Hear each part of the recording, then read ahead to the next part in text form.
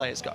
Well, Nidalee being taken away. It's kind of been a big champion in that mid lane of late. If you've been watching any of the matches that have been happening, the amateur games that have been going on. Yasuo banned out. My word. Well, we knew that one was coming. My word. This is 5 mid lane bans. Now, Yasuo, we're expecting to see a lot this week. A lot of the EU mid laners are playing him, scrimming him, running him a lot. When he gets locked in, we'll touch on him more. Not a single tank has been touched, not a single support. The mid lane bans actually remind me of the OGN region. There was a great article put up by Cloth 5, I think it was, about pick and ban preferences. And Nidalee features a lot in OGN, less so here in Europe, and it's actually been removed from the pool. And the only sort of, dare I say, normal ban I'm seeing here is Elise. But every single mega tank's available, and that plays to Gambit's favor. They play mega tanks. Fnatic do not. Well, so as scratching his head, waiting to see what exactly is going to get picked up here. It could be Annie, because we talked about it. It's a champion that both Yellowstar and Edward play, and it has been locked in. It has to be Shyvana Mundo. I think this pick and ban, or the ban phase so far, has been phenomenal for Gambit. They left so many beefy bruiser, monster picks up and available because they play them. And Fnatic have gone, well, we're not really strong champions, and as predicted, Gambit have got the champions they want. Well, we'll see whether they get locked in. They're currently hovered over. They've got 34 seconds to change their minds. Of course, we do have Darian in there making the choices, and Diamond laughing the moment he changed them. So I'm pretty sure that Rengar's not going to make an appearance. Also, I believe Rengar is globally banned. I assumed he was disabled. I think when we were testing on TR, he was disabled. Sure. Unless somebody's not told me, I'm pretty sure he's globally Rengar should be disabled. We'll get this confirmed, but it is going to be the Mundo and Shyvana. This is what I'm expecting. On the other side from Fnatic, the only sort of counter that I can maybe see if they want to play a tanky top, Soaz could default to the likes of a Malphite. It does sort of fit. He's not necessarily super powerful, but he's not super weak either. And we have seen Soaz playing many times in the past. Oh, Vi getting locked in. We've seen Cyanide on Vi already before, and it does look like it's going to be Reckless playing. I just saw the LeBlanc, and that's just that was insta-locked. That was insta-locked. Alex wanted that champion, but it's actually blind picking up against Peke. I think it's a bit of a brave pick, but it's also a positive pick. What it does for Peke is it forces him to pick a mid lane champion that's not squishy. And if he gets caught out by something that is a soft target, Alex can just continually pick up kills and roam around. The one thing that it does is a little scary. If he's the one that's focused to clean up kills and win team fights, he can get locked down by Cyanide's Vi incredibly quickly. So, a little scary, but if anyone's going to pull it off, Alex playing an insta-burst sort of assassin, that's what we like to see him on. And of course, if you've been watching the OGN in Korea, the Champions Winter, you'll notice obviously the AD carries have been focused a hell of a lot, but right here, we're going to potentially see Lucian locked in. No surprise there, but these are champions that are actually being focused as bans in Korea, yet still all being drawn to the mid game. Do you think that's just based on it's game one, or is it because they're just not used to being the AD carries being as strong in Europe? We've never really focused as a region on banning AD carries. So I think the fact that Lucian, Jinx, these guys got through completely is actually more of a stemming from the fact that we revolve so much around our solo laners and probably more our junglers actually than anything else. So, the Lucian getting through, as you mentioned, we've seen Lucian being banned so many times. The fact that Jinx is locked in over somebody like Sivir is another big highlight, because Sivir could actually help you counter Dr. Mundo and Shyvana. You get your mobility down, it allows your team to reposition. But at this point in time, all we're seeing is a pick comp, dare I say it, a lot of burst damage that can come in. And I'm so happy to see Trundle. I highlighted this earlier today. It's something we've seen picked against these mega tanks because of his ultimate. Subjugate is going to steal away the defensive statistics. It's going to make Trundle super beefy. They tend to build the likes of a Blade of the Ruined King very, very early on. And Cloud9's European Challenger team, they were doing this all weekend long, and it's what helped them win this weekend. Yeah, we should point out that is going to be Soaz on Trundle in the top lane. That will be the top lane Trundle, and like you said, it's all about his ultimate. And actually, he said happened to just be talking to him like 30 minutes before we were there, and he was like, you don't use it at the start, you use it as a big heal, as a big buff. So when he gets about half hit points in the big team fight, it is going to be huge for them. Thresh potentially, the Thresh Prince, will he return? He's back in Europe. He had his trip to America, but he is back home where he belongs in the European LCS. Eddie is on Thresh. So with Eddie landing on Thresh, I'm already disappointed. He baited us into thinking these exciting picks were coming in, and lo and behold, Thresh is the one that's Thresh is excited for Eddie, trust me. It is. Well, I would have preferred Namumu. It's much more exciting. But what we are seeing between these two comps, I think Fnatic has got a very well-rounded composition. They've got good engage, they've got good disengage. You are going to underestimate the power of that pillar of ice which comes up from Trundle. A massive AoE slow, and it creates something you cannot pass through. Yes, Shyvana can dive over and LeBlanc can dive, but not many other people can. So I like the comp from Fnatic. On the other side, the longer this game goes, the more impossible it becomes to kill tanks because Mundo and Shyvana are just going to get super beefy. If they grab themselves a Thornmail, Jinx is going to have a tough time breaking through all that armor. Well, we'll see whether any teleports get picked up this time around. Of course, it used to be a huge feature in the European LCS last summer split, but of course that was when the likes of Sharu were there, forcing everybody else to do it. It kind of bled into the world as well, but I'm not expecting to see it this time around. No, not this time around. Top lane teleport Mundo is sort of a thing. We tend to see him flash TP a lot. I think Lupa probably from OGN is one that's done it the most effectively in my mind. And just double checking, it does look like Darren's actually locked in that TP as well. So he'll be looking to make plays in the mid game on those dragons. So while the players get ready to face off, let's see who you guys at home think is going to win this matchup. Checking the votes online, 51% of you think that Fnatic will be coming away with a victory in this clash of rivals. 51% to 49. Traditionally, this is a matchup that's gone completely even, 8-8. However, it's very swingy. And if history's anything to go by, Spring Split is Gambit Split. So this may be 2% in the wrong direction. As far as picks are concerned, you can't give Moscow for Gambit, Shyvana, and Dr. Mundo. Just slip of the tongue. It pretty much is. We're back at the Intel Extreme Masters Kiev right here. This is where Gambit burst onto the scene. Of course, they have those key champions. They haven't got Gangplank this time around, though. So here we go, ladies and gentlemen. We are underway. Game 1 is about to start. Fnatic as the blue team against Gambit as the red team. The beginning of what could be an epic season for Europe. Well, we'll see how this early game pans out. I think both champions, both teams have the ability to go for 2v1s, go for 1v1s, and it's going to come down to which team wants to push the towers quicker. As it stands right now, Genji and Edward, they look like they want to be trying to shut Soaz down in that 2v1 lane, and they have got themselves up there nice and early. Defensive start from everybody. Yeah, it looks like they're not going to go for anything in particular. We do see Mundo just lingering around. You can see Is this going to be a really tense game as well for these two teams? Because, you know, nobody wants to lose game 1 of the season. Definitely not. You never want to start on a loss. You know, it just puts a sour taste in your mouth and forces you to play with a negative mentality. The one thing that I do see from these teams right now, though, is just the pensive start and the single sweeping lens here from Edward. It is rank 1, which means it's about a minute cooldown less than in the previous patch. And what it tells me is Genji and Edward may be going to invade the blue buff for the next spawn. If Edward can get some wards down after his first back, they may be wanting to challenge for that buff. And as predicted, see them slowly setting up in this top lane. See Genji, Edward, Darien all making their way down now in towards that blue buff. They're not going to get spotted by the ward. They will get spotted by that ward. That's going to be big warning time for Fnatic. Will they try and counter it, though? We do see them potentially going to come around the back. They're going to actually try and pincer move here. They're going in for them. This is a 4 versus 3. Gambit could be in trouble. Look for the pillar of ice here as Fnatic come in. Genji gets completely stunned up. He's going to get locked up. The Ignite is burning on him. All 5 members come in there. It's Soaz that gets first blood. It's Genji goes down, and now Darian's being chased out up towards the top. Looks like Edward is going to make his escape. He's going to go for the teleport away. Will he get away in time? Yes, he will. Very well played by Darien to get out cleanly, but super important for Fnatic. That early ward that Soaz put down gave them all the information that they needed, fended off the invade, fended the buff steal, and very importantly for them, also allows Soaz to go 1v1 against Darien in this bottom lane with that first blood. He hasn't spent any money yet, but it's a good start for this new pick in the LCS. So red buff being picked up by Diamond. We're back to normality for him. He's actually got double buffs already, so he's kind of ahead because of what was going on for Fnatic.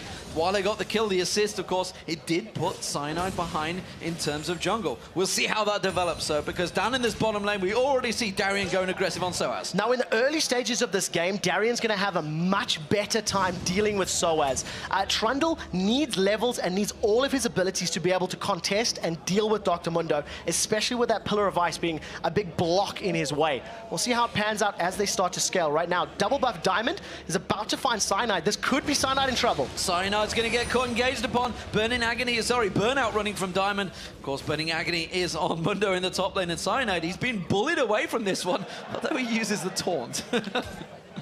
Well, we'll see. Darian's there. Yeah, got to be very careful. Gambit definitely playing this invade style right now. They're making it very clear. They want to put Cyanide's Vi behind. They want to allow Alex time to maybe level up and get scary as they catch Yellowstar. The hook on Yellowstar pulls straight into the flay. Has to use that shield to try and stop the damage coming out. But Genja does get a couple of shots on him. Didn't create a big deal. Of course, those chompers were thrown down by Reckless. We've got to keep our eye on that matchup.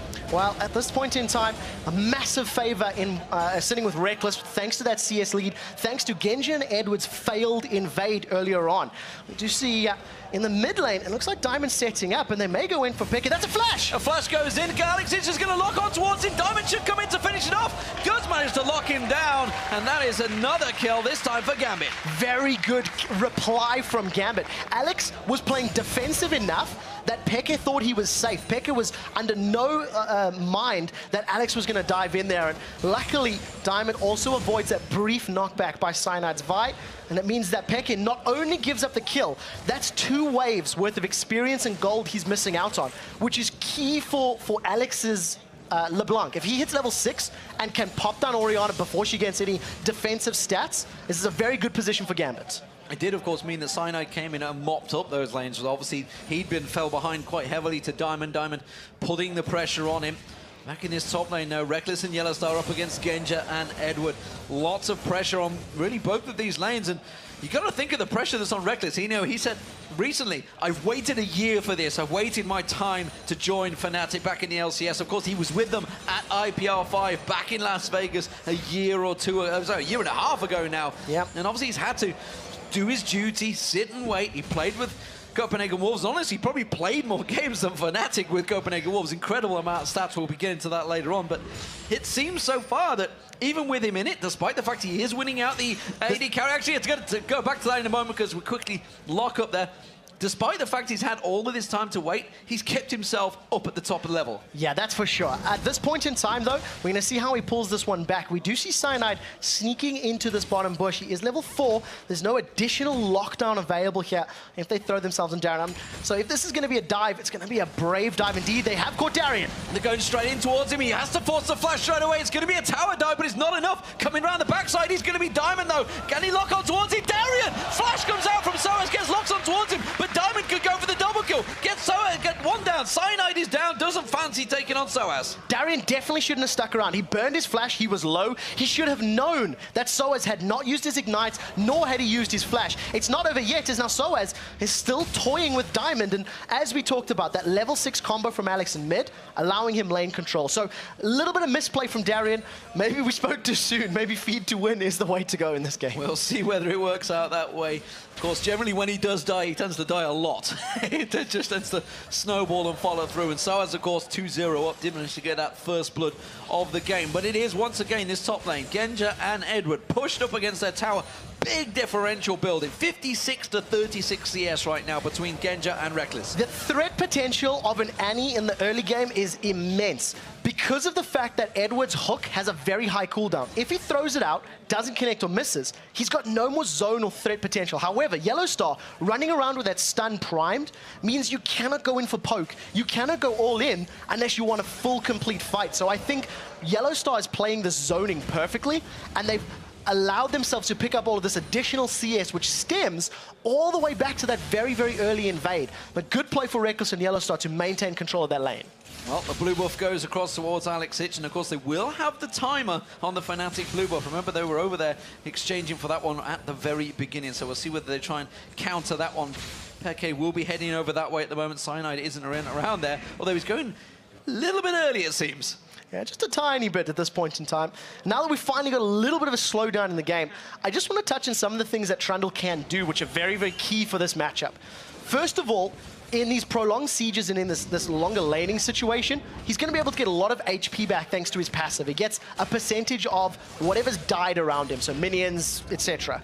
One of the other things that he does well is he steals stats. His Chomp steals attack damage, that's his Q, and his ultimate Subjugate steals health as well as defensive statistics. So it is something to keep an eye on. Yellow's gone in! Got flash straight in, Timbers on towards him, but there's not enough damage coming out, and now Yellowstar gets pulled in towards the tower. Diamond joins them at the top here. This could turn out horribly for Fnatic. That's going to be a double kill! The super mega death rocket! Oh, and Diamond gets flashed away by Reckless, but can he close the gap? He's going to go in towards Reckless. He should. No! Barrier bait pulls him out, and they don't get anything. Ladies and gentlemen, the super mega death rocket with the execution takes out Genja and Edward. Yellowstar and Reckless, I thought they bit off more than they could chew. Going in 2v2, Diamond, no vision for Fnatic, but they made it work. Two things that happened. The start, now they're on Darien. That's a quick assault and battery out towards Darien. They try and knock him back. They're going to have to go full dive on this one, and they may well be able to do it. He forces them back. Tower hits going on towards Soas. Pops the ulti. What is he doing? He's got Alex H coming in as support. Tries to lock in. Cyanide's going to be the focus target. There's the stat stealing going on. Cyanide taken low, but is it going to be too much?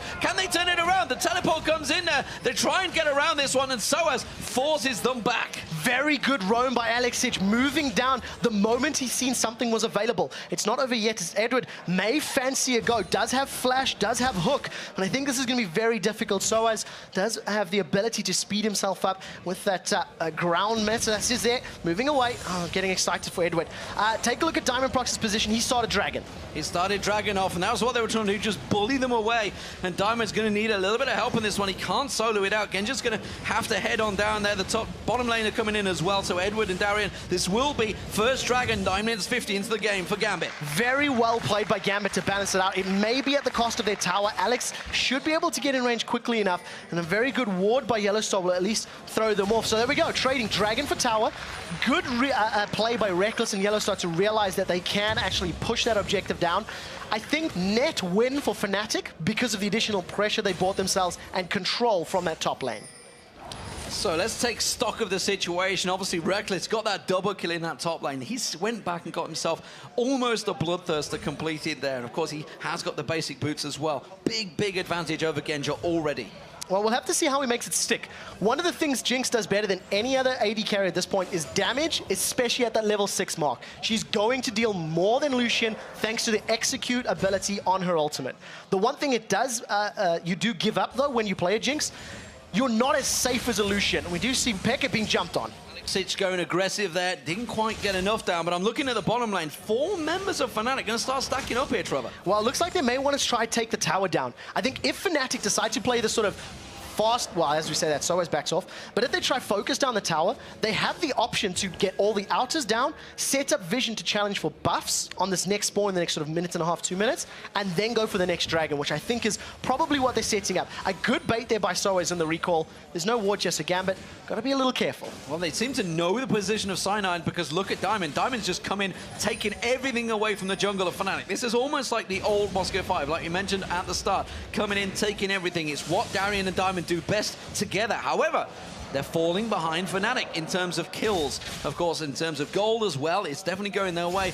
Alex H still not quite getting the flow that he wants to against Pekka in the mid. He is doing fairly well for LeBlanc, though. LeBlanc is very difficult to CS with, especially in the early game. And to be only 10 CS behind an Orianna, who's phenomenal at CSing, I think Alex is doing a very good job, keeping himself in the game, keeping himself relevant.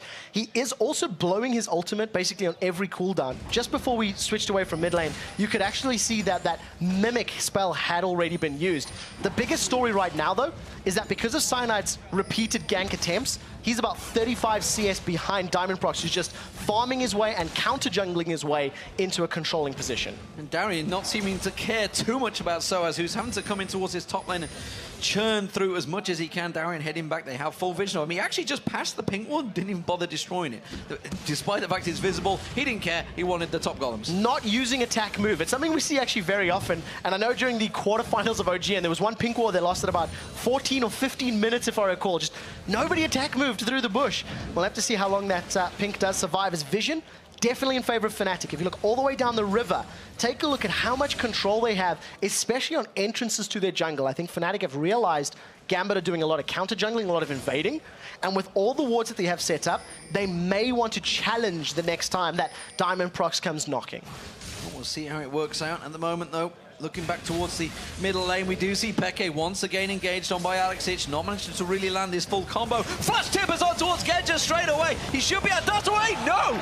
Completely locked up, and he had nothing he could do. Nothing he could do. The stun wore off and he was locked in place by the Flame Chompers, plus all of the burst that this BF Sword Vamp Scepter Jinx has. There's nothing Genja could do. He needed Edward with him. Without Edward around, they were able to go for that engage, and unfortunately for Gambit, they're going to lose their second tower right now. As Rektos gets excited, going to clear this wave up, and he's going to back off to buy. Well, not a bad first game straight away, but you see again, once again, Alexic going in towards Peke, still not quite landing that leash, that full combo on towards him, and Peke just dodging out, using that defensive ball. Diamond once again hunting around, invading the jungle. Yeah, that does two things here from Alex. We keep seeing the same combo because he wants to be able to farm. He's still only 10 CS behind, and he doesn't want to let Peke roam. He doesn't want Peke to leave that lane to try and help any of the rest of his teammates, or even try to prevent the counter jungling. So by getting in Peke's face over and over and over, it's basically removing that extra force that Fnatic could call on.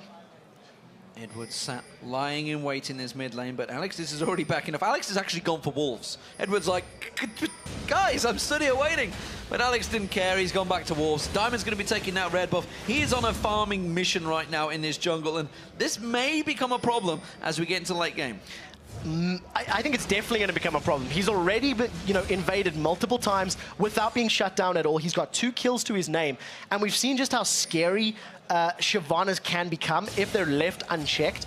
The one thing I would also like to talk about with the junglers, in this patch, the Spirit of the Elder Lizard, the passive has been changed from that Bounty Hunter, which gave you bonus gold on kills, to now the Conservationist, I think it is, which gives you bonus gold on the large camps in the jungle. So at the very least, Cyanide is going to be earning more gold than you would usually see in previous patches with that item.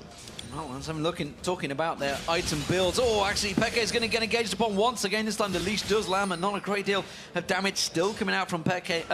Alexic on towards Peke. Peke just not pulling the trigger yet. He's really holding on to that shockwave. Doesn't want to go aggressive, but it was the top laners I want to talk about. Soaz going full damage build, it seems, while Darian, of course, going that standard tanky Mundo. Yeah, Blade of the Ruined King is actually sort of the standard item that you would pick up on a Trundle. You see these 2 super tanks going back and forth. Neither has used their ultimate yet. And one of the keys for Trundle is look at his HP mid-fight as he goes down. We'll see when he decides to use Subjugate. Doesn't even need it right now. Just Pillar of Ice, and that gets rid of Darian. And I think it's a good pick from Soaz, but we need to see if he can deal with 2 super tanks. One-on-one, Trundle's going to do fine. He's going to steal your stats, 40% of your armor and MR, and gives it to himself for about 6 or 8 seconds. It's a very good position to be in this mid-game. Well, Diamond knew the timer, but this time around he's being countered by Fnatic. Yellowstar already coming up there. We've seen what a problem that Yellowstar and Reckless have had down that bottom lane. We've got Peke joining him, trying to throw out that ball, trying to get on towards Edward. Peke's being surrounded. If he gets caught by a cleaver, they may want to dive this. They're going to go straight in towards it, and they have enough to tank him on the turret, but the shockwave pulls in Darian. Darian taking a few tower hits, wasn't quite in range towards the end when that shockwave went off. He should be able to tank that through. Of course, his ultimate's not available yet. Not just yet. Darian is going to have sadism up in a couple of moments' time. So right now, Fnatic, they're not grouped to challenge for this dragon, but they are going to decide to push the towers down. They want map control. They're giving away a second dragon, and Gambit may pick a fight here if they can get in from behind. Edward coming around the backside of them. Remember, Shockwave was already used. The cooldown's down. They do take the tower down. Diamond has to try and jump away from this one. Dragon's Descent is going to help him get away. 1 kill goes towards Gambit, but is it going to be enough? They're going to try and tank off. Look at Soaz going in there. He wants Edward. He gets Edward. Can he finish off anyone else? It doesn't seem that way. It's going to be a 1-for-1 jungler for support. Trading 1-for-1. Very good reactionary play from Gambit. Once Cyanide dove in there, Vi threw herself into the team. They focused him down, shut him down, and then retreated. I think Genja made a big misplay not being with his team. He was split pushing, farming in the bottom lane, as only Genja does against teams like Fnatic in the LCS. And if he had been there earlier, maybe that fight could have gone a little bit better for them. He's just said it exactly. It's something that we've honestly criticized Genja for so often. Normally, his position in team fights is immaculate when he's there. But so often he just isn't there. It's just like he's busy farming down the bottom. And honestly, he needs to keep the farm going because Reckless, he's pulling away. Yeah, I think that's one of the key reasons he wasn't with the team in this particular instance. He's 30 CS down. He's 3 kills down. And yes, there are 2 dragons with his team, but that doesn't make up for the 3 towers that they've lost. Fnatic right now find themselves about 2,000 gold in the lead. with all of the outer towers down, they need to get some deep wards. And I'd like to see maybe a second sweeping lane so that they can start invading, clearing the wards, getting vision control, and then making play on the blue, the red, and the dragon, which they haven't been in Gambit's jungle at all. They've been playing very reactively so far. Well, while Fnatic have taken those 3 turrets, Gambit, of course, not taken a turret yet, so technically that's money in the bank waiting to happen. However, they need to start making a push on some of these towers, and they've not really dented any of them yet. This, part of the reason I think they haven't made a push in the towers is Diamond's immense focus on jungle control. You know, Diamond Prox is sitting at 111 CS. He's almost the same CS as Genja, to put things into perspective. And he's spending so much time roaming and stealing camps as opposed to helping AD carries and pushing the tower. And right now, Diamond may want to pick a fight here with Soaz. He does throw down that the Filton's going to get away. Yeah, he just passed straight by a ward in that tri-bush once again. I didn't know whether it's not the pink ward anymore, but he went straight across it. Diamond's going to try and close the gap here, but you can see Cyanide is reacting. Puts a ward down by blue. They have him covered. And well, Soaz wisely trying to back away from this one, sticking around that tower. The rest of Gambit, though, are grouping up in the mid lane. They actually had a numbers advantage here. They had a 3v2 setup without Yellow Star being there, and they could see clearly Reckless pushing, but I think they're erring on the side of caution right now, realizing they're a little bit behind. They've backed away and they haven't actually committed to that tower. Once again, Diamond with his focus, he's making it very clear. He wants to be in the jungle. He wants to be in Fnatic's side of the map, creating a psychological terror as well as denying them all of those objectives. They do have great vision control though. They saw every single little bit of movement of Diamond there, so they know that the bottom is pretty much clear, and again, now they're going to group up and keep on shoving those waves. In terms of farming, well, it's actually even because there's a couple of lanes winning it back and forth. You can see Soaz actually does have a slight edge over Darien right now. Of course, let's not forget, he's got 3 kills, so in terms of gold, you can see it's around about 500 gold difference. In terms of jungle, though, look at that big difference between Diamond and Cyanide. And even bigger in the AD carry role, 2,000 gold separates Reckless and Genja, a BF sword as well as the, attack speed dagger, so Reckless is in a very strong position, and he needs to make use of that power spike right now. You can see Fnatic grouping up as a 5-man team. They've got immense vision control. This tower's going to fall before Gambit can even get there. They're going to try and bully the way through it. Again, that tower does fall. Gambit cannot react to it, and that is the 4th tower without reply that Fnatic have taken down. We talked about in the pregame how during Intel Extreme Masters and Battle of the Atlantic, Fnatic did not look crisp and they did not look coordinated, especially with the roaming and the rotations. This time around, they're making it very clear they've got great vision control. There's going to be a love tap here from Diamond and somebody decides to back away. And I think very good positioning from Fnatic, realizing with the vision we've got, we can just quickly rush down this tower. Static Shiv Bloodthirster on Reckless. He's a tower-killing monster. And they're shoving them down one after the other. Looks like they're going to try and group up here, dragging up. It's a good 1.5 minutes, so they're not going to go pushing for that. It seems in mid lane, they may well just try and prevent Gambit. They expected a reaction. Didn't come from them, and Gambit happy to just sit this one out for the moment. Gambit have always been able to win late game team fights, but they need to be able to, they need to not fall too far behind. 3,000 gold right now is a sizable chunk, and in 3.15, that's actually a pretty strong lead at this point in the game. The numbers would have been higher on Season 3 patch because of course, towers were worth more, etc., etc. So the one thing Gambit needs to do is prevent falling further behind. They can't give up too many dragons, and they can't give up more kills. And then the scaling of Mundo and Shyvana will help bring them back in these later team fights in the next sort of 5 or 10 minutes. 50 seconds into a dragon, and it seems that teams are almost certainly setting up for that one. Fnatic have all backed off. I'm expecting to see Soaz start to head south in a moment once he wipes out that wave. You can see Gambit already setting up, trying to sweep those wards away, but nothing to be found so far. Edward's actually been the only one that was sat on that sweeping lens for a good portion of the game. Now we can see 2 being picked up by Pekka and Yellowstar. Yeah, we'll see them starting to make them, pay dividends. As you can see, Fnatic actually just using the cooldowns, getting rid of any vision as they approach different areas of the map.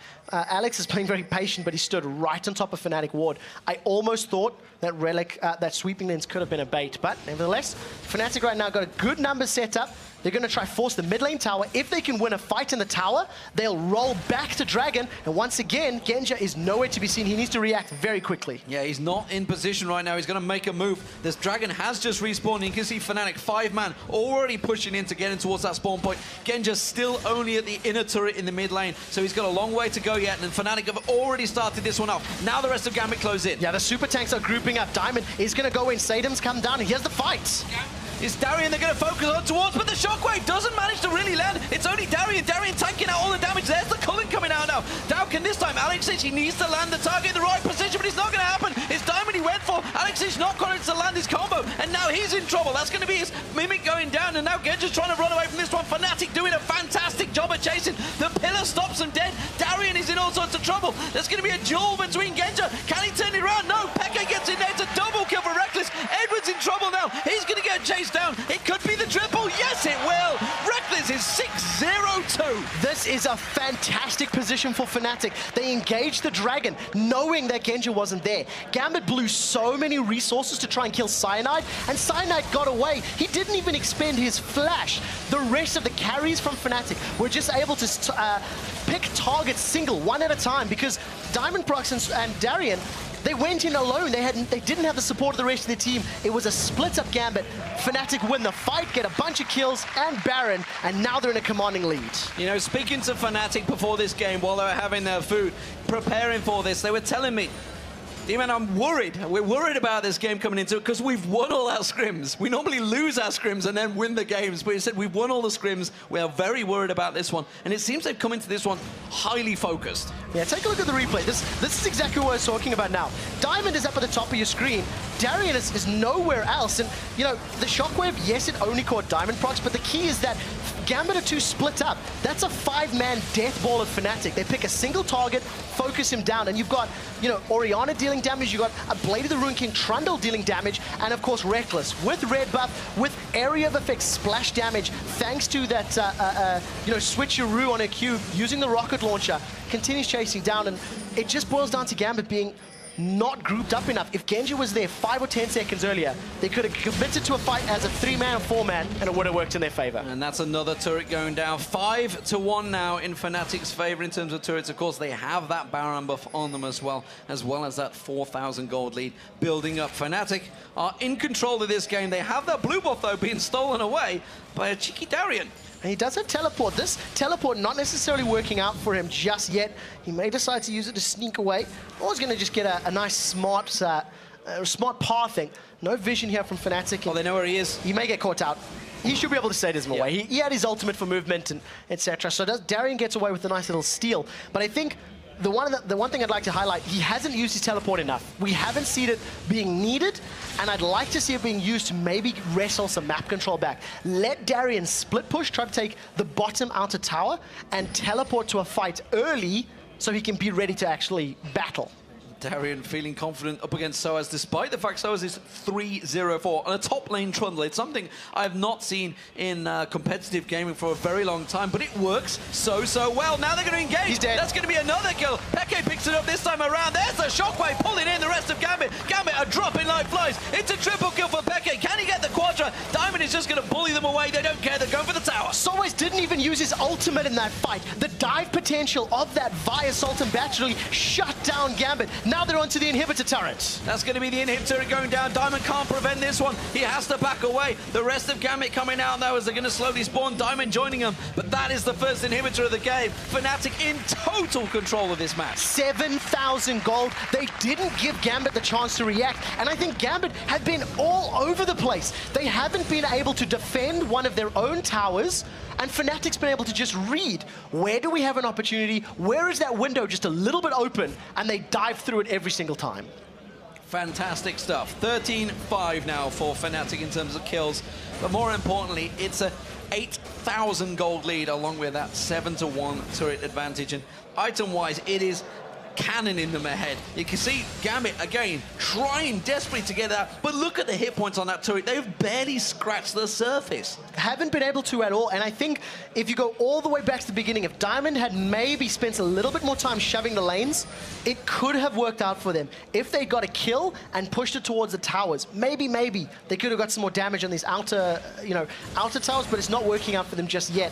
As it stands, 160 CS Shyvana does have that Randuin's, and Soaz and Darien, they're going to go toe-to-toe. Very slow, boring fight. Well, he's got his sadism available. There is the ultimate being popped. Tries to just jump around there. He may actually try and go aggressive, but look at this. Diamond's going to come and join him. They have a tower to tank through. He's going to keep on following. He's tanking up the turret. He's tanking up Soaz. The Shockwave misses. Diamond comes around, but again, they don't have enough to finish him off. Has to drag him to center away. Yellow Star comes in, throws goes Tibbers down. Darian goes down. It's Peke that picks up the kill. Now they're going to go to Diamond. The rest of Gambit have given up on this one. They know that Diamond is dead. It's a matter of who gets the kill. It's going to be Peke for another. 6-1-5 on Orianna. I am so sorry I called you out for your Renekton play. That was terrible. This is not. Absolutely unstoppable. A slow start to the game. Peke was being jumped on by Alex every single time that Mimic spell was available. And from being put so far, you know, playing so passively in the laning phase, Peke's made it all up now in this mid to late game. Now all of a sudden Fnatic with a 4-man push in this bottom lane, they're gonna go for their next inhibitor turret. Yeah, the inhibitor turret's going down. Tibbers does drop to the culling, but that's about all it's gonna get from it. They've taken half the hit points off that turret already. And Fnatic are so strong, and just look at the difference between those bottom lanes. We focused on it early in the feature, and of course 6-0-5, 0-0-12 for Reckless and Yellowstar. They had such a horrific battle at Atlantic, but they've really turned it on here when it counts. Yeah, non-stop, dive after dive. Yellowstar's stuns and his initiations with Annie have been on point. And I think that maybe if Edward had gone for a slightly different support, maybe a Leona who would have done well in this meta, you could have got in Annie's face a little bit quicker, could have slowed down this dive potential of the backline of Fnatic. But that is hindsight. As it stands right now, Fnatic with a 5-man. They're getting in on the tower. They've caught Cyanide. Edward just gets pulled in by the shockwave. Drop right down. Diamond, how tanky is he? It doesn't matter. He's just getting dropped straight down. That's the inhibitor turret going down there. Cyanide going to run away from this one. Darian desperate for the kill, but he just can't get it. And now Reckless comes back around the side. He's hitting everything. Peke gets the kills. It's another double for him. He's 8-1-6. The inhibitor. This is going to be game Fnatic. Cyanide didn't even die. He got out. He dove into 4 members of Gambit, and the super tanks are tanky. It took them a while to die, but they didn't have enough damage. LeBlanc, Alexic has been unable to find priority targets, and Fnatic in 30 minutes are going to pick up the first victory of the LCS. Absolutely fantastic stuff. Fnatic just tanking down slowly. Will they get forced away? It seems they will. Soaz gets hooked. Can he go down? He's at 3-0-10. The last thing he wants to do is die and lose one of those stats to Diamond. And again, they back away. It's going to be delayed a little bit here, but I don't see any other outcome. There is so little that Gambit can do to pull this game back right now. 2 inhibitors down, super minions in both of the lanes. And remember that super minions are more powerful now. Bonus of 70% bonus damage to the minions around them, as well as additional armor and MR. It's going to allow Fnatic to group up, push the top lane. Maybe they go straight for the inhibitor, or, as we're more likely going to see, watch them grab a Baron, then go top lane and let the super minions push middle and bot. Well, I can tell you the players have already said GG, but then refusing to surrender. It's like Gambit. The Russians will not surrender in this game, and like they never have ever before. So why not just stick it out? See if they can do anything crazy, whether there'll be any turnaround. I highly doubt it, though. And of course, there is the Baron. Gambit know that they have to go for it. They're going to try and rush in there, see if they can go for it. But it seems that Fnatic are already red. Wait. Yeah, and the longer that Fnatic can hold Gambit here, the better. Super minions are in. They pick the fight. Shockwave on Edward once again. He gets dropped before he even uses that ultimate. He gets taken straight down. Darian comes in. Diamond comes in. The tanks run in the front line, but they just don't have enough damage to follow through. That's going to be another double kill for Peke. There, Darian's going to get focused on. One more hit should take him down. It's not going to be from Reckless this time around. It will be. Finally takes him down. He's 8-0-9. Peke 10-1-7. And Yellowstar, the unkillable, 0-0-15, the perfect support right now, and Gambit are just licking their wounds. Engage after engage has been perfect from Yellowstar. He didn't even need Tibbers in that previous engagement. They only burned the shockwave. All 5 members of Fnatic on the Nexus, and it's finally over.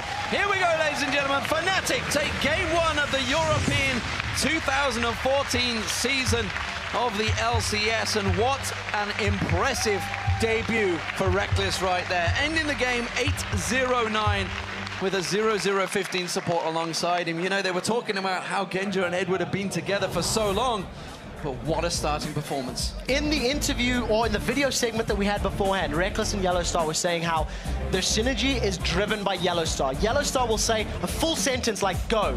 And Reckless knows everything that means. And on a champion like Annie, it's exactly what they're talking about. 1 more minion gives me the experience I need for 6, means go. The Flash Tibbers double kill in the very early game is what got that whole snowball rolling. And if you go even further back, that very, very beginning invade, giving Soaz first blood, Gambit miscalculating the early stages and unfortunately giving the advantage to Fnatic already. And you've also got to give it to Soaz. You know, it's a ballsy pick.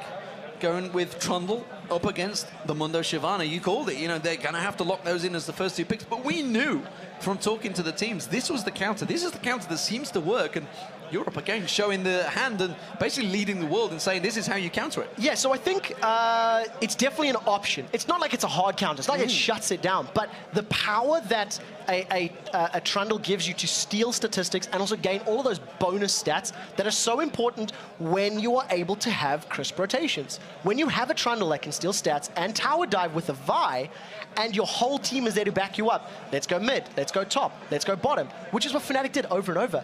Genji was not in time. Genji was nowhere near where he needed to be in those setups. The rest of Gambit, they weren't at the tower. Fnatic rocked up, started hitting it, and then Gambit responded. They simply weren't in the groove of the game, I'm afraid. And what do we make of Reckless, obviously, up against Genji? Because, obviously, despite the enormous stats that he ended up with, at the start, he was quite far ahead in terms of CS. It was a 20-30 CS gap just in the lane phase. I think that has a lot to do with the failed invade plus the zoning potential of an Annie. I think had it been a different support champion, the risk of moving into last hit, it would have been less for Genja. So what I mean by that is, as Annie charges up her stun, she just sits by the minion wave, by the line, shows her face, and almost goes, Genja, I dare you to go for that last hit, because if you do, I'm going to hit you with my full combo and shred 30% of your HP. And if I only do that once every minute and a half, it doesn't cost me a mana. It's a threat potential that Yellowstar had, and he played it perfectly. And finally, of course, the mid lane. What do we think of the insta-lock Alex Ich LeBlanc? He tried to burn them's combos onto Peke, but it just wasn't working. It didn't work. I mean, that's what it boils down to. He kept Peke in control in the laning phase. It was the only thing that we could say about it. He was unable to find targets in team fights. The dragon fight springs to mind where Mundo and Shyvana were around and Alex was off on the side above the cliff. I don't think he touched Reckless. I really don't think he got onto Reckless when able to pop him. The shield from Orianna was too great. Trundle was too tanky. You can't really kill Vi. With her passive, she gets a shield anyway. So I don't think that pick worked. And I probably would have preferred to see something else. Maybe even picking the Orianna first. With the mega tanks, the mobility, the damage, I think that maybe could have even worked out for them. Well, ladies and gentlemen, we do need to take a quick 5-minute break here. But when we come back, Shox and Joe will be talking to Peke from Fnatic about their first victory of the season. Then the